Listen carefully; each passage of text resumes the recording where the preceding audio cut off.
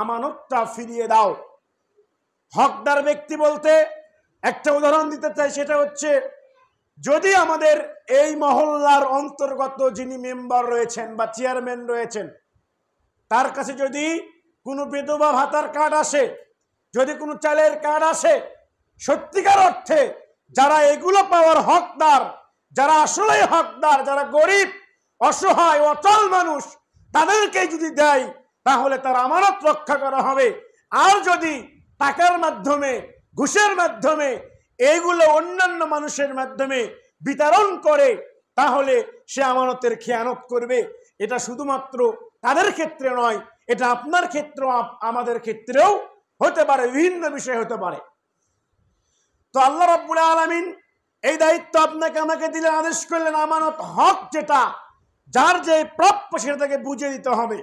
কিন্তু আজকে আমাদের সমাজের অবস্থা খুবই ভয়ানক এবং মারাত্মক, যে আমরা যদি কোনো কিছু পেয়ে যাই সেগুলো আত্মসাৎ করি, সেগুলো গোপন করে রাখি, সেই হকদারকে হকটা বুঝিয়ে দেয় না। আল্লাহ রাব্বুল আলামিন, রাসূল সাল্লাল্লাহু আলাইহি ওয়াসাল্লাম তিনি বলছেন, আন আবি হুরায়রা রাদিয়াল্লাহু তাআলা আনহু কানা নবী সাল্লাল্লাহু আলাইহি ওয়াসাল্লাম ইউহাদ্দিসুহু, আবু হুরায়রা রাদিয়াল্লাহু আনহু তিনি বলছেন যে আল্লাহর নবী সাল্লাল্লাহু আলাইহি ওয়াসাল্লাম আমাদের মাঝে ইউহাদ্দিসুহু কিছু বর্ণনা করতেছিলেন, বক্তব্য দিচ্ছিলেন, কথা বলছিলেন। এমত অবস্থায় ইদ জাআ আরাবিয়ুন, একজন গ্রাম্য ব্যক্তি আসলেন। ফাকালা ইয়া রাসূলুল্লাহ মাতা সাআহ, হে আল্লাহর নবী কিয়ামত কখন সংঘটিত হবে?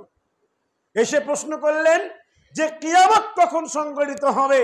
আর আল্লাহর নবী উত্তর দিচ্ছেন ইজা হুইয়াতিল আমানা ফান্তাদিরিস সাআহ, তিনি বলছেন যখন আমানতটা উঠে যাবে, যখন মানুষের ভিতরে আমানতদারিতা থাকবে না, এই আমানত যখন উঠে যাবে তখন কিয়ামতের জন্য অপেক্ষা করো।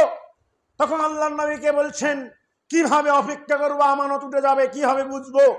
তখন তিনি বলছেন ইজা হুসিদাল আমরু গায়রা আহলিহা, মানে যে ব্যক্তি হকদার, যে ব্যক্তি হক প্রকৃত পক্ষে জ্ঞানবান এবং বুদ্ধিমান, এমন ব্যক্তিকে তাকে ক্ষমতা হস্তান্তর করতে হবে। এবং যদি কোনো ব্যক্তি, যদি যে অযোগ্য ব্যক্তি, যার যোগ্যতা নেই, যার জ্ঞান নেই, এমন কোন অযোগ্য ব্যক্তিকে যদি কোনো সমাজের নেতা হয়, এমন কোন সমাজের এমন কোন ব্যক্তি যদি কোনো মহল্লার নেতা হয়, তাহলে মনে রাখো ওই মূর্খকে সেই নেতা সমাজের দায়িত্ব দেওয়ার কারণেই কিয়ামত সংঘটিত হবে, আর তাদের মাধ্যম দিয়ে আমানত উঠে যাবে।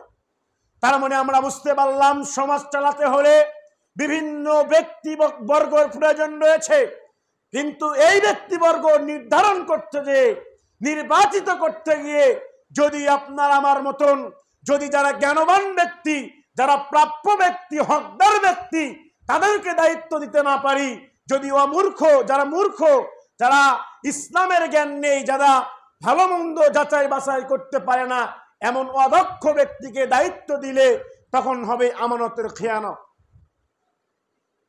তো এই আমানতের বিভিন্ন প্রকার ভেদ রয়েছে। আমানতের প্রকার ভেদের সম্পর্কে বিভিন্ন বিষয় রয়েছে। আমানত হতে পারে পারিবারিক আমানত,